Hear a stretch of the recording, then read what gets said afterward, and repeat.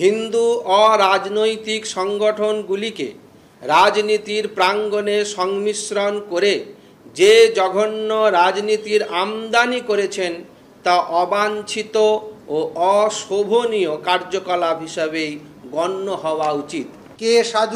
কে সাধু নয় সেটা কোনো প্রশাসনিক প্রধান স্থির করবে না। যার যত অসুবিধা হয়, যত সমস্যা হয়, সব কার্তিক মহারাজের কাছে চলে গেলেই তিনি একটা সমাধান করে দেন।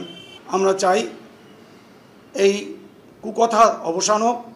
শুধু 30% ভোটে উনি মুখ্যমন্ত্রী হতে পারেন না, তা ওনার আত্মবিশ্বাস এত কম কেন? রাষ্ট্রশক্তি এবং আধ্যাত্মিক শক্তি এই দুটো পরস্পরের পরিপূরক।